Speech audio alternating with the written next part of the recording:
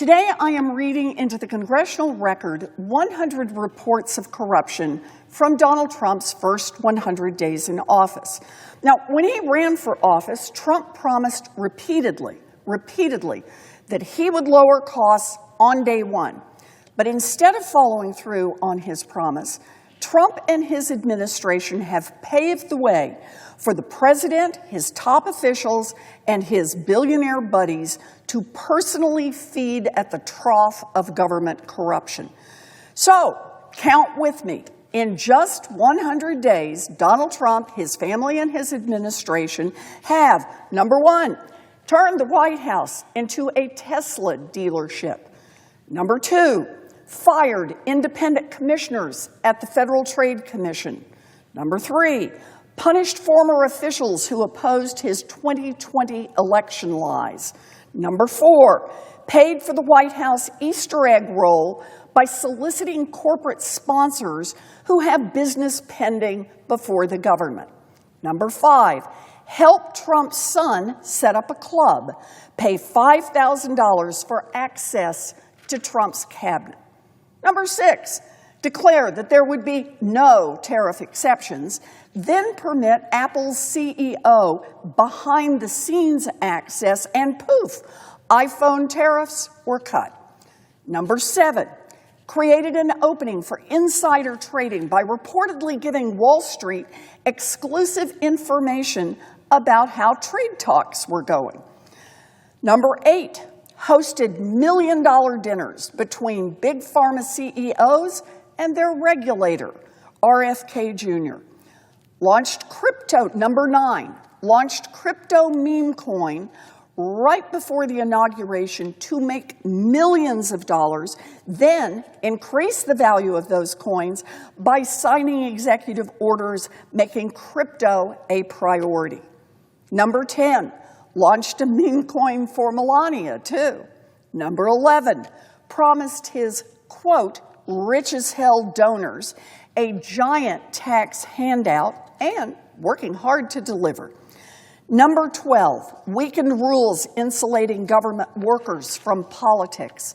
Number 13, limited corporate foreign bribery investigations. Number 14, halted enforcement of the Corporate Transparency Act. Wouldn't want people to know what's going on. Number 15, offered a private dinner with Trump himself and a special tour of the White House for the top 220 holders of his meme coin, permitting Trump and his family to profit both from the run-up in the value of the coin and the increase in trading on the Trump platform. Number 16, accepted $40 million for First Lady Melania's documentary from Jeff Bezos, way above the market rate. Number 17, pointed to Bezos's multi-million-dollar documentary payment as a model when Warner Brothers asked Trump's team how to improve its own relationship with the White House. Number 18, struck a deal with Amazon to stream Trump's old show, The Apprentice, which will mean more money for Trump as Amazon is seeking tax breaks and other federal benefits. Number 19, coercing law firms to offer almost $1 billion in free legal work in an arrangement that experts say could run afoul of anti-bribery laws. Number 20, started undermining Medicare's ability to negotiate drug prices after Big Pharma gave millions to Trump's inauguration. Number 21, filed a meritless lawsuit against 60 Minutes and launched a baseless FCC investigation. Number 22, tried to get the AP to bend the knee and kick them out of the White House briefing room when they refused to bend the knee. Number 23, hired Defense Secretary Hegseth's younger brother to serve in a key role. Number 24, hired a longtime former partner of Don Jr. to serve as ambassador to Greece. Number 25, nominated Jared Kushner's father-in-law to serve as ambassador to France. Number 26, selected Tiffany Trump's father-in-law to serve as an advisor. Number 27, appointed an oil and gas executive to lead the Department of Energy. Number 28, selected a chief of staff who was a big-time lobbyist for clients like tobacco and mining companies. Number 29, named officials who had recently lobbied for oil and chemical giants to help write EPA rules. What could possibly go wrong? Number 30, appointed Mehmet Oz, who has close ties to Medicare Advantage insurers, in fact, sold it on TV, to lead CMS to set payment rates and otherwise help out who?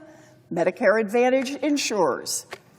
Number 31, appointed John Phelan, a major donor with no military or government experience, to lead the Navy and hand out Navy construction contracts. Number 32, appointed Pam Bondi, a former lobbyist for a federal detention contractor, to lead the DOJ. Number 33, announced that the DOJ would stop prioritizing enforcement of restrictions on foreign lobbyists under the leadership of Bondi, who herself is a former foreign lobbyist for Qatar. Number 34, appointed Howard Lutnick, who has billions invested in companies accused of illegally facilitating crypto money laundering, as the guy to lead the Commerce Department. Number 35, appointed Marty McCary, the former executive of a company selling weight loss drugs, to lead the FDA, which would be the agency that would regulate his company. Number 36, appointed Sean Duffy, who lobbied for the airline industry to be the transportation secretary to regulate the airline industry. Number 37, tapped Pete Hegseth, whose wife owns stock in large defense contractors, to lead the Defense Department and help hound out those defense contracts. Number 38, tapped Doug Burgum, who made money from leasing land to big oil, to lead the Interior Department and manage the leasing to oil companies. Number 39, nominated a big oil lobbyist to run the Bureau of Ocean Energy Management. Number 40, nominated as IRS head Billy Long, an aggressive salesman for a fraud-riddled tax credit who received donations after being nominated so he could clear out old campaign debts. Number 41, tapped Paul Atkins, a former crypto lobbyist, to lead the SEC that will regulate crypto. Number 42, appointed a former tax lobbyist to lead tax policy.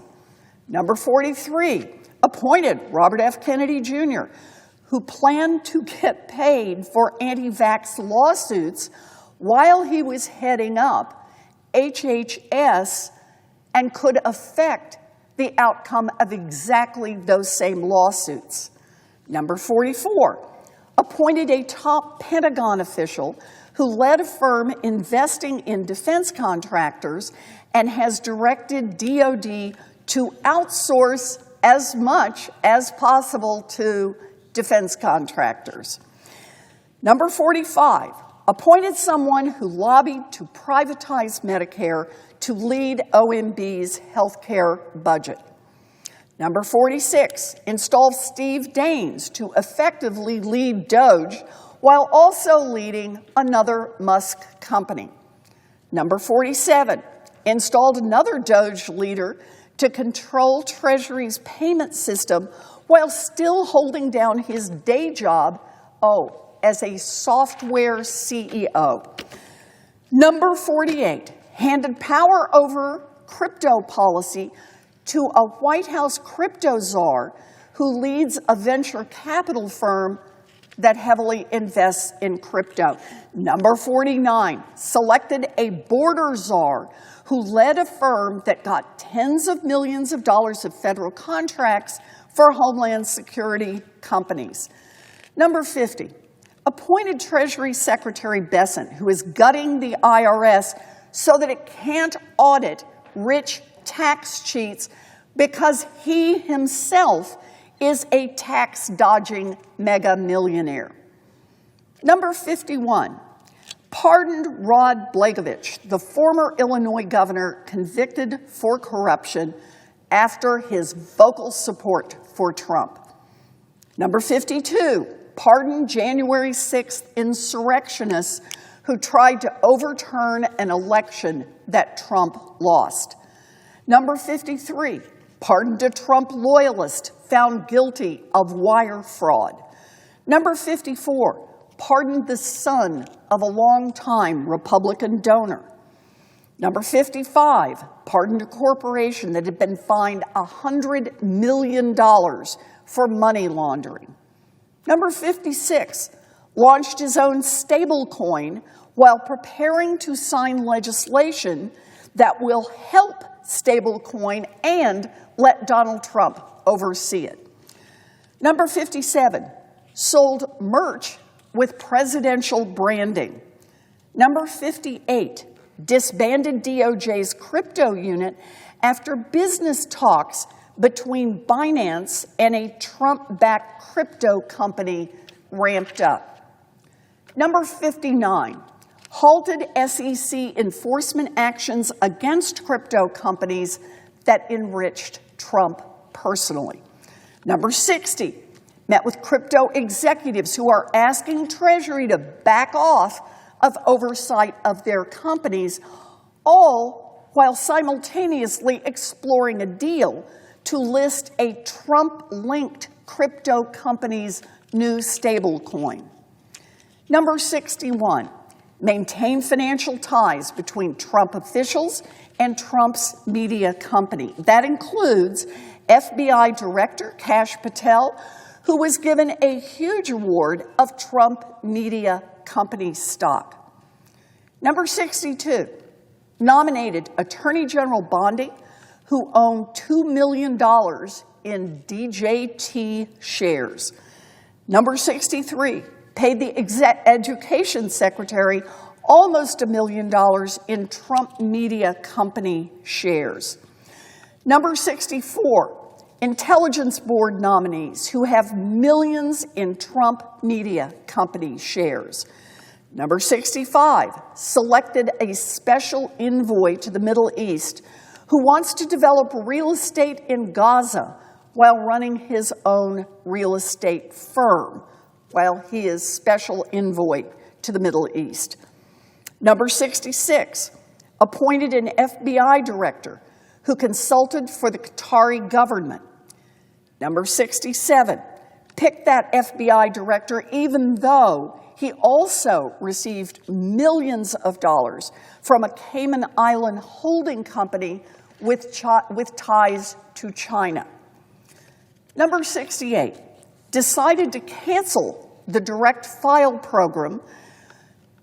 The cancellation of this program that lets taxpayers file their taxes online for free will help the bottom line of Intuit, which charges people for filing their taxes and that gave $1 million to Trump's inauguration. Number 69, took its largest inauguration donation from a poultry company that was under DOJ scrutiny. After the donation, the SEC approved its parent company for the New York Stock Exchange. Number 70, dropped a probe into sexual misconduct allegations against Trump's education secretary's husband. Number 71, hosted dozens of foreign, federal, and state officials at Mar-a-Lago, helping enrich Trump. Number 72, hosted a GOP retreat at another one of Trump's resorts, for which Trump's resorts gets paid. Number 73, circumvented the normal contracting process to pick a company with close ties to Trump's former campaign manager. Number 74, awarded a $30 million ICE contract to Trump insider Peter Thiel. Number 75, continued developing new Trump properties overseas, including in Saudi Arabia and the UAE. Number 76, hatched a plan for the State Department to pay Tesla $400 million. Number 77, accepted a $4 million inauguration donation from a GOP mega donor and then nominated him as UK ambassador on the same day. Did anyone miss the message here? And Donald Trump took actions so that he could advance the personal interests of his co-president, Elon Musk. How? Well, he fired EEOC leaders that were investigating and suing Tesla. He illegally fired the NLRB chair, which had filed a complaint against SpaceX, one of Musk's companies. He gutted the CFPB staff and fired the director after they investigated complaints against Musk's companies. Gutted the Department of Labor office investigating Tesla and SpaceX. Fired the USAID Inspector General who launched a probe into satellite terminals made by Musk's Starlink. Number 83, targeted the National Highway Traffic Safety Administration staff who were reportedly, quote, a thorn in Tesla's side. That's enough to fire him. Number 84, said Musk would self-police his conflicts of interest. Yeah, right. Number 85, pressured the administrator of the FAA, which fined Musk's SpaceX, to resign. And number 86, permitted Musk to keep his financial disclosure hidden. And by the way, I got a new bill to fix that one in particular. Number 87, allowed Musk's Starlink to start working with the FAA after Musk criticized the FAA's air traffic telecom system. Number 88, made Musk's SpaceX the front runner for a new lucrative Golden Dome contract. Number 89, stood by Musk when his ex-executives told an advertising firm to increase ad revenue, threatening that Musk could interfere with their pending merger if they didn't play along. Number 90, permitted Musk to join Trump's interview with the Air Force Secretary nominee while SpaceX held billions of dollars in contracts with the Air Force. Number 91, permitted the National Transportation Safety Board to share news related to the airplane crashes in Washington and Philadelphia only on Musk-owned X. Number 92, permitted the Social Security Administration to share important public communication only on X. Number 93, dropped the Department of Justice's anti-discrimination complaint against Musk's SpaceX. Number 94, fired FDA staffers reviewing Elon Musk's Neuralink clinical trial applications. A lot of benefits for Elon Musk there. And for our closing 6 moves that make every bit of this corruption even harder to root out, Trump got rid of the cops on the beat. Number 95, fired 18 inspectors general who make sure that federal agencies follow the law. Number 96, fired the head of the Office of Special Counsel who protects whistleblowers and makes sure that civil service laws are followed. Number 97, fired the head of the Office of Government Ethics who watches to see that the president and his administration follow the laws on conflict of interest, bribery, and other ethical issues. Guy is gone. Number 98, fired DOJ prosecutors who worked on the January 6th investigations. Number 99, sidelined DOJ's office that reviews the legality of executive orders. And number 100, gutted DOJ's office that prosecutes misconduct by public officials. That's 100 corrupt acts in 100 days. Americans deserve accountability. We need to fight back, all of us.